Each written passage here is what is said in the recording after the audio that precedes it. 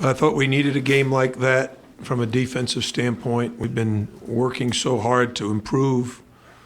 We've done a couple of drills that I think have made a significant difference, and it's really put the emphasis on contesting shots without fouling. We probably still fouled them a little too much, but we made them miss their threes. 3 for 18, 16%. We'd take that any night. And then offensively, what's good about the offense is the balance. We didn't have a single guy take more than 8 shots. Had 4 guys in double figures. We shared the ball very well, 19 assists. We had a few too many turnovers, but I think the pace of the game was what we wanted. And when you play a little faster, you're probably going to have some miscues. So, for us, it's a good performance and a good win. The guy said that Sheldon wasn't supposed to play. Can you tell us what the injury was, and did he have to convince you to get on the court today? Jason Roby is our trainer, and Jason was the one who just told me that he had a lower extremity injury, that he didn't practice much on Thursday, then not at all yesterday, just resting it. And the only question was, are you going to feel good enough to play? And he texted me this morning, like at about 7 a.m. He said, I feel good. I texted him back, you're going to have to wait for the shoot-around, to not when you wake up, but when you actually have to play basketball. And after the shoot-around, he felt fine. But he didn't start because he didn't practice yesterday. And I don't like for a guy to take a day off the day before a game, and especially a starter, and think it's okay, because it's a bad message, because some guys would do it regularly. And also, Angel at one point in the first half, he came out, seemed like he was in pain. He hurt his wrist somehow, but he went back in and played, so I don't know how it'll feel tomorrow, but it's the same wrist he had the problem with last season at the end of the year. Is that a concern that it is the same? I'm concerned about everything. I have to be, because there's so many things to be concerned about, whether it's physical, mental, or emotional. Every guy is going through a lot of different circumstances. Some guys are playing really well. Some guys are not playing quite as much as they thought. Some guys have matchup issues. So we've got to deal with all kinds of decisions. Jimmy had 35 points off the bench. Yeah. Can you talk about your depth and how you expect that to impact this team going forward? Well, if the game is up-tempo like today's game was, and we told them that Charlotte will run on us, and if you just looked at the last 5 minutes of the game, they scored 20 points in the last 5 minutes. So significantly, that means our defense in the first 35 minutes must have been pretty good. Because if we didn't defend them properly, which we didn't in the last 5 minutes, they're going to score a bunch of points. But having a bench that allows us to keep guys fresh is hugely important, because this season is very long. And this is a very challenging time of the year for a student athlete, because every one of these guys is up late doing papers, studying for exams. Tomorrow will be a huge day for us to prepare them for Florida, but a huge game for them to prepare for finals. So, their responsibilities require them to be very good at multitasking. You talked about the drill. Can you tell us a little more about, is it a drill you hadn't done before, or when you pulled back out of the bag? Or? Well, it was more of watching what our opponents were doing against our defense that required, a lot of times we split up guards and big guys, so the big guys are working on something and the guards are working on something else. But we felt like we needed our big guys and our guards. It's just a 4-on-4-on-4 drill. So 4 guys are on offense, 4 guys are on defense, and you got to guard them, and it's very freelance. We've been very good at guarding plays when we can recognize the play. oh, this is what's coming, this is what we plan to do.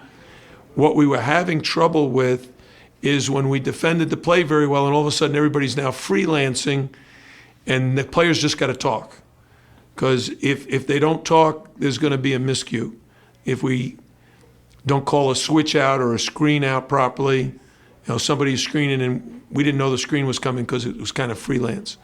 We just needed to do a better job of that. And the last week, in preparation for Nebraska and then in preparation for Charlotte, we did the same drill, and it seemed to help.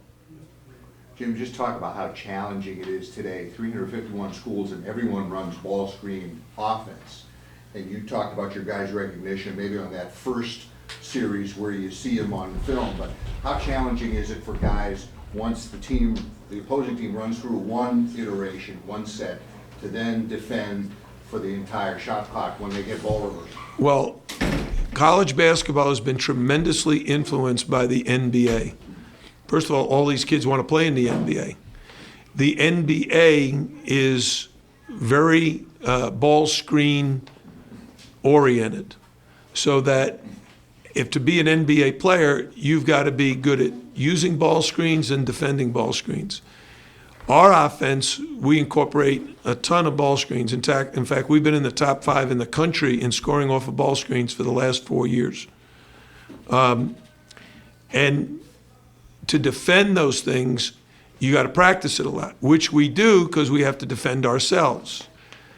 But what was very good today, like I'd like to give a lot of credit to Ivan Cruz-Uceda, his help defense, both on ball screens and in what we call Xing out, when Tanya was helping a guard and Tanya's man took off and would get a basket, Ivan rotated over to take Tanya's man, and Tanya got back to guard Ivan's man almost to perfection. I don't know if they scored off of that in the entire game.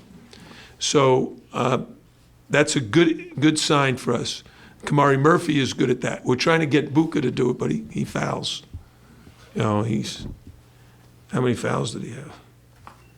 He had three fouls in 6 minutes. Probably means he fouls out in 8. He just has to get better at it. He's so gifted.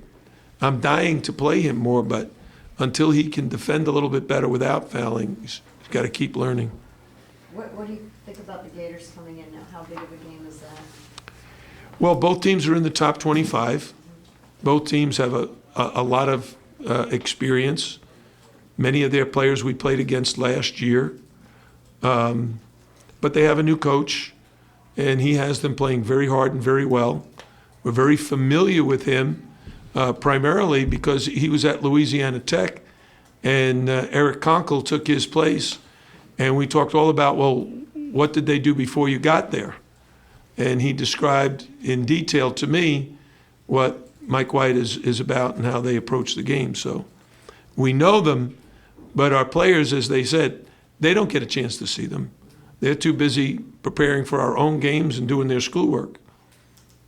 What are you expecting from the atmosphere Tuesday? I think the crowd should start getting here about, what time's the game?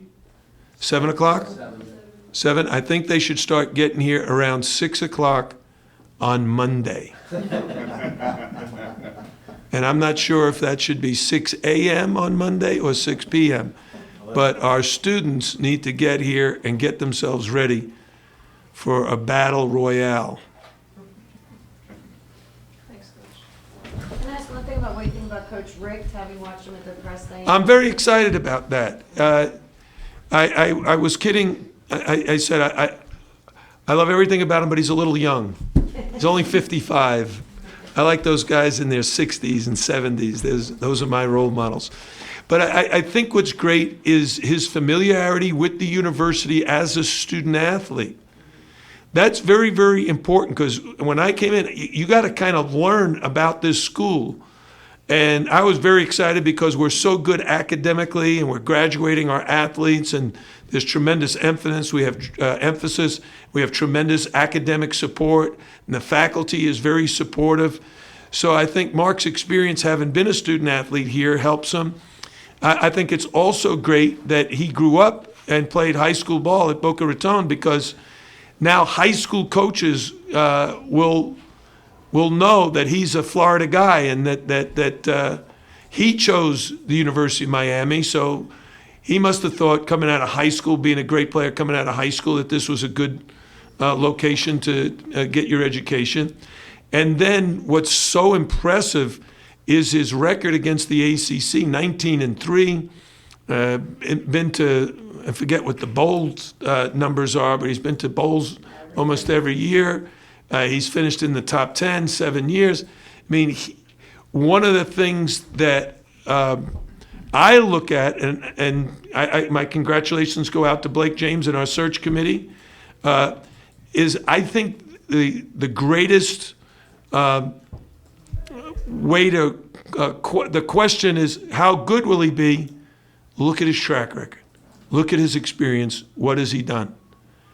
And when you look at Mark's performance as a leader, which is hugely important to the university, as a coach, as a mentor to his players, as a teacher.